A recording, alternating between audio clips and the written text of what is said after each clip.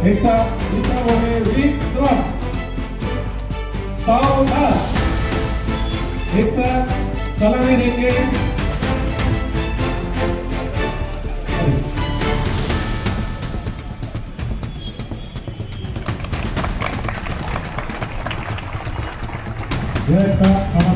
सलामी दो।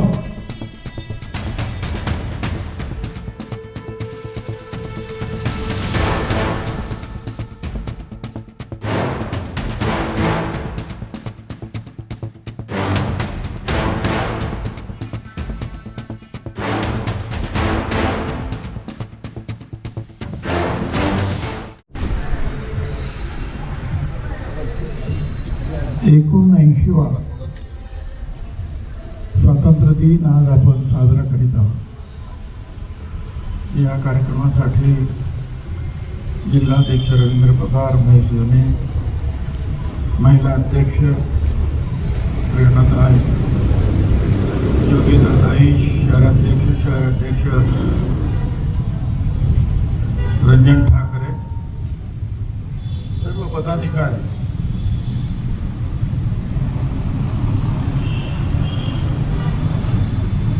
आपल्याला कल्पना आहे की स्वातंत्र्य मिळालं ते स्वातंत्र्य फक्त ब्रिटिशांपासूनच मिळवायचं होतं असं नाही। ते स्वातंत्र्य आपल्याला गरिबीपासून मिळवायचं होतं। ते स्वातंत्र्य या देशातील जी जातीची उतरंड होती त्याच्यापासून आपल्याला स्वातंत्र्य मिळवायचं होतं। आणि मग महात्मा गांधी यांनी सुद्धा सांगितलं की स्वातंत्र्य मिळालं, स्वराज्य मिळालं, पण सुराज्य मिळणं अजूनही बाकी आहे। कारण हे स्वातंत्र्याची जी फळं आहे, देश आज फार मोठ्या प्रमाणावर प्रगती करतो आहे, पण त्या स्वातंत्र्याची फळं काही ठराविक लोकांपर्यंत जात आहेत, ती शेवटच्या माणसापर्यंत गेली पाहिजे।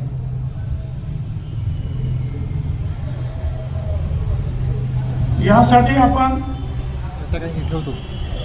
स्वतःची उन्नती करत असताना आपल्या पाठीमागे कोण आहे, जे अतिशय अजूनही गरिबीत आहे, अडचणीत आहे,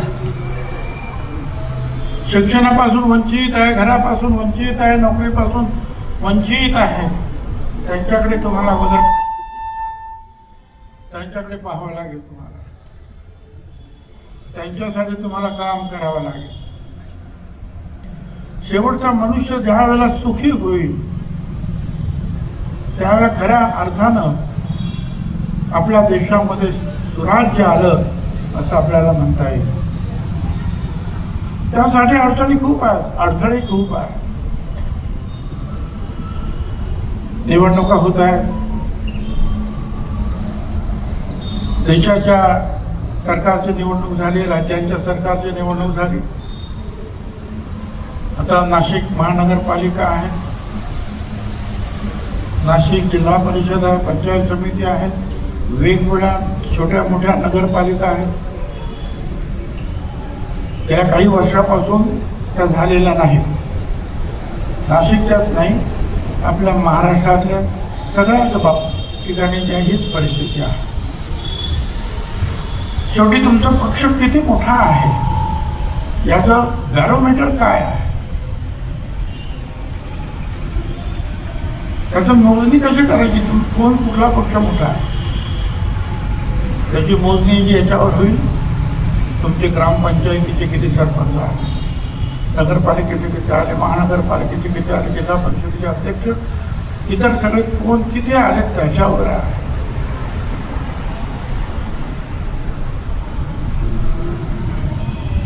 पूर्वी सुद्धा जे आहे राष्ट्रवादी एकत्र असताना आपण सर्वात जास्त जे आहे जागा आपण जिंकत होतो। आता आपल्याला या नवीन परिस्थितीमध्ये आव्हान स्वीकारायचं आहे। ते आव्हान स्वीकारताना तो पक्ष केवळ एका जातीवर तुम्हाला निवडणूक लढवता येणार नाही, निवडणूक तुम्ही लढवाल पण जिंकता येणार नाही। लोक तुम्ही त्यांच्यापर्यंत किती पोचलेला आहात, त्यांच्या सुखदुःखामध्ये किती सामील झालेला आहात, त्याच्यावर सगळं अवलंबून आहे. तिथपर्यंत तुम्हाला पोचावं लागेल. कुठल्याही एका समाजाच्या मतांवर राज्य येत नाही, देश येत नाही, महानगरपालिका येत नाही, जिल्हा परिषद येत नाही, आणि जिल्हा परिषद सदस्य असतील किंवा नगरसेवक येत नाही. त्यांना सगळ्यांना बरोबर घेऊन जावंच लागेल. आणि त्यातही नाशिक शहर, मुंबई, पुणे सगळी शहरं म्हटल्यानंतर तिथे 18 प्रगड जातीचे लोक असतात, हे लक्षात ठेवायला पाहिजे. आदिवासी असतात, दलित असतात, ओबीसी असतात, ओपन कॅटेगरीचे असतात, पण त्याचबरोबर वेगवेगळ्या भाषेचे सुद्धा लोक आहेत, तेही आपल्याला बरोबर घ्यावे लागतात. या सगळे जेव्हा तुमच्या बरोबर येतात त्यावेळेला तुम्ही निवडणुकीमध्ये यश तुम्हाला मिळतं. मग कोणी किती विरोध तुम्हाला करू दे, पण लोकांनी तुम्हाला जे आहे सांभाळलं पाहिजे. बाबतीत आपण पाहिलं किती अडचणीतून असताना सुद्धा सगळ्यांनी मिळून जे आहे ते निवडणूक लढले आणि जिंकून सुद्धा हे तुम्हाला करावं लागेल.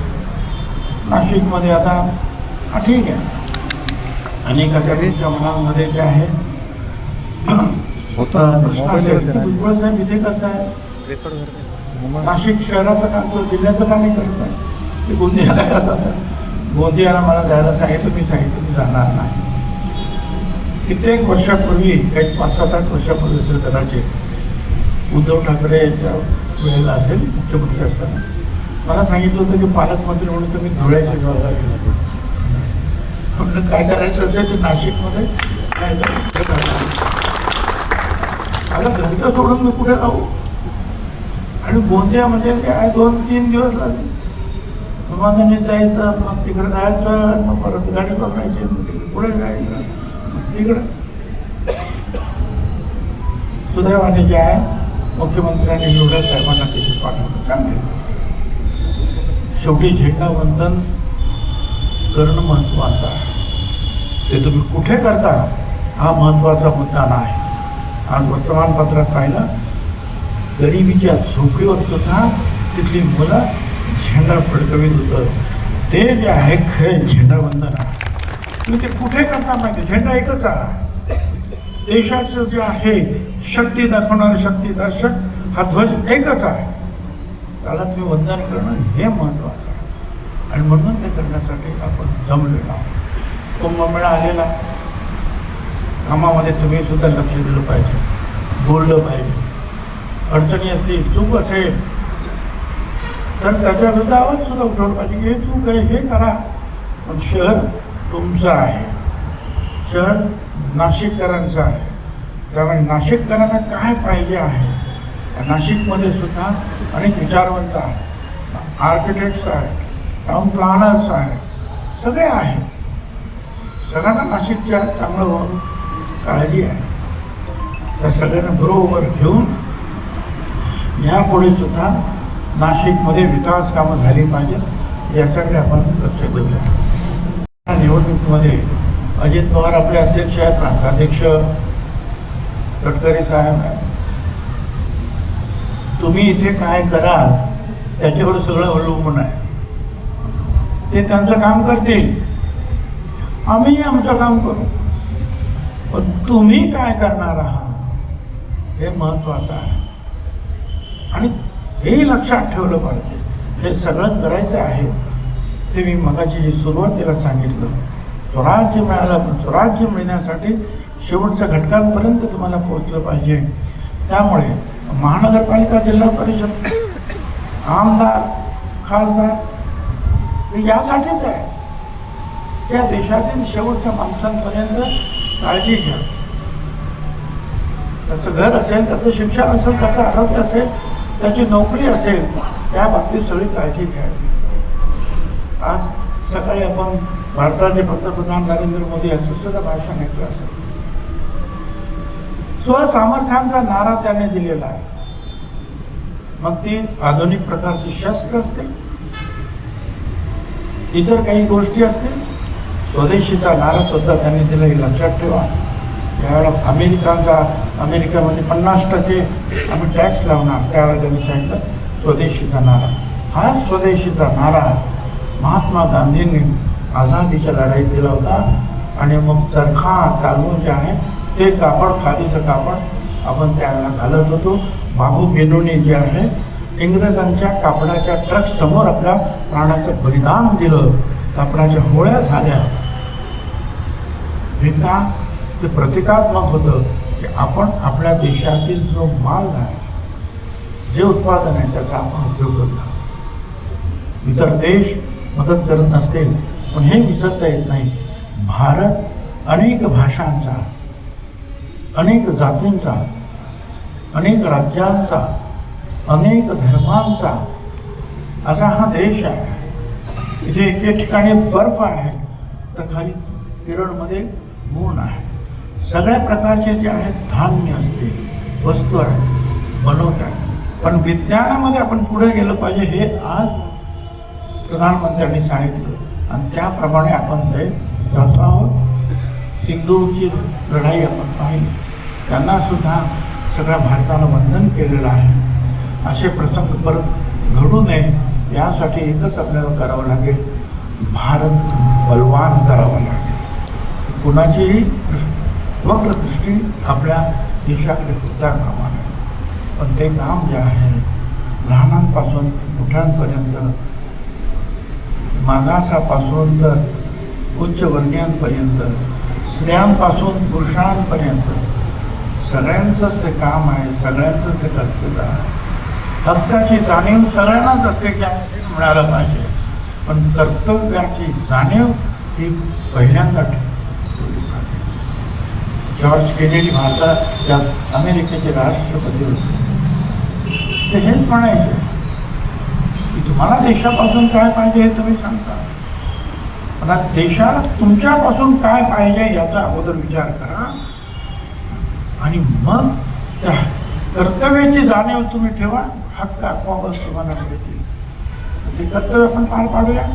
पुन्हा एकदा आपल्या सगळ्यांना मनापासून या स्वातंत्र्य दिनाच्या शुभेच्छा. धन्यवाद. जय हिंद, जय महाराष्ट्र, जय राष्ट्रवादी.